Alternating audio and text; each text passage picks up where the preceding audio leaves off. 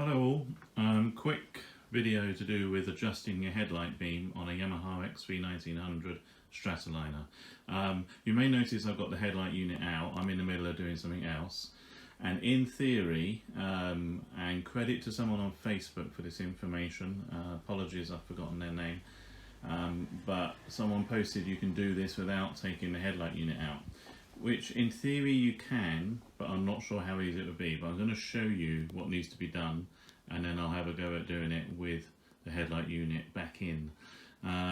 But just to show you what needs to be done, on the back of the headlight, so I've taken the headlight unit out, I'm sure you can see that.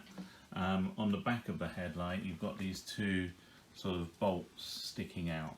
So you've got one here and one there. And obviously this is looking front on the bike, so normally this one here is on the left of the bike if you were sat on the bike, and again if you're sat on the bike this one is on the right. Hopefully that's fairly obvious. Now I'm looking at the instructions, which I'll show you in a minute, and it says on there that this one here, so this is the one that's on the right if you're sat on the bike, and obviously on the left if you're in front of the bike looking back. This one here adjusts the beam upwards and downwards, anti-clockwise to go up, clockwise to go down. And then this one here, which is on the left of the bike if you're sat on it, or if you're looking at it from the front, it's on the right. Sorry if that's obvious, but you know, just trying to be clear. And according to the instructions, this one here is anti-clockwise moves the beam to the right, and clockwise moves the beam to the left. So that's what it says on the instructions. So they're the two bolts. I'll show you the instructions. I've printed them out here. This is from the service manual. So if you look online, you should be able to find the user's manual and the service manual. This is not in the user's manual, but it is in the service manual, and it's on page 3-32, I think, just to help you out. But there we go. I'll just go a bit nearer in case you're looking at it. And you can pause the video if you want, and then you've got it. So there you go. So the one on the right, if you're sat on the bike, is up and down, and the one on the left, if you're sat on the bike, is left and right. So there we go, that's that. The only thing I've found is that I haven't taken the headlight unit out, as I say, to do other things. Both of these are pretty tough to turn. I mean, they're posi ends, just a normal posi screwdriver end. But they're pretty tough to turn. Now, in theory, when the headlight unit is in, you can get to them via a couple of holes, and I'll show you more of that in a minute. The only issue is I have added some extra wiring to do with extra lights and phone chargers and sat nav and things, and I've used those extra little holes to run the wires in and out. That's not too bad, but also what's worse is when you put the headlight unit back in, just the standard wiring, all this wiring here, kind of gets in the way of putting your screwdriver through, and you've got no idea where these screws are when it's back in. So I'm not quite sure the feasibility of adjusting these without the headlight out. Now obviously I know if you've got the headlight out and you're adjusting them, you have to put the headlight back in temporarily to see if you've adjusted it right. I understand that, but anyway, I'll do that in a minute. I'll put it back in and see if I can adjust them, and I'll do add a little bit to this video.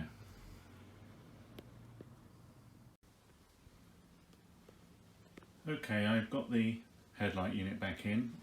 As you can see, I've got these extra lights on it. I think they're called passing lights, don't really know why.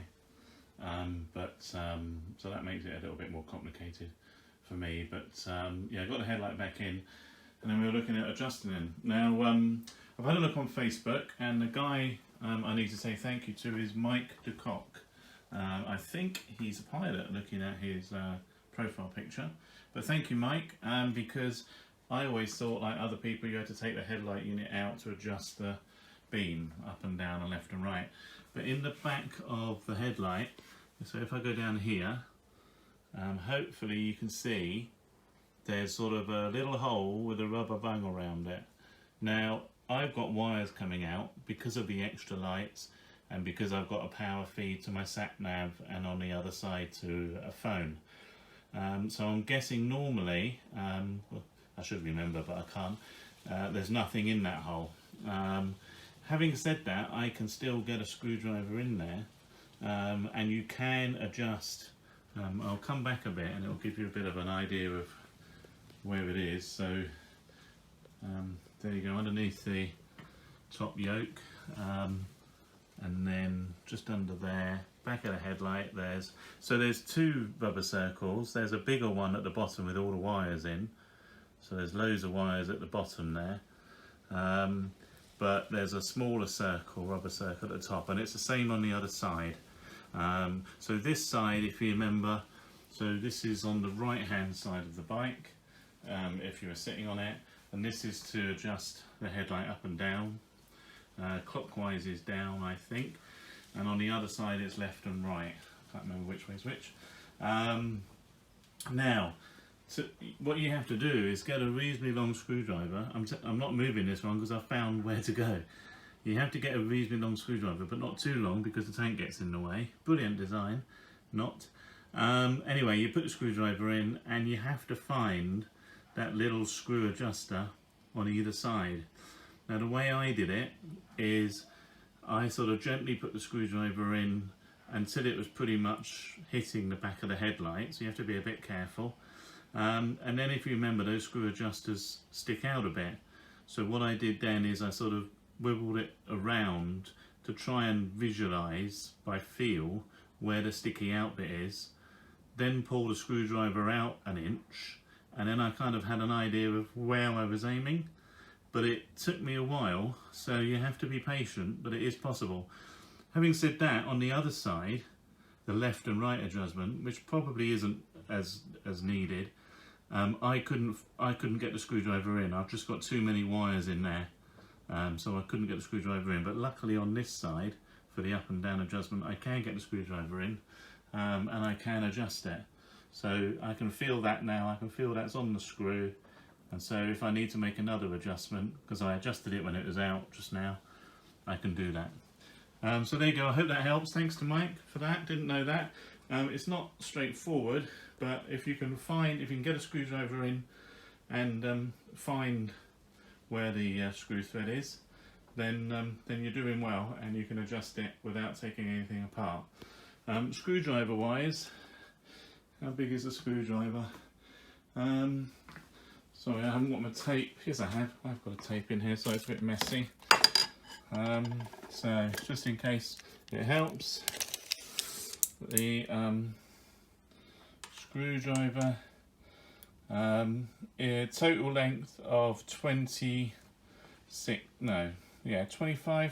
centimetres. I know that's upside down, but bear with me. So, sort of 25 centimetre length in total. And the blade part of it was about 14. That seemed to go in, just miss the tank and be able to get to the adjuster. So so there we go, hope that helps, and I'll see you soon.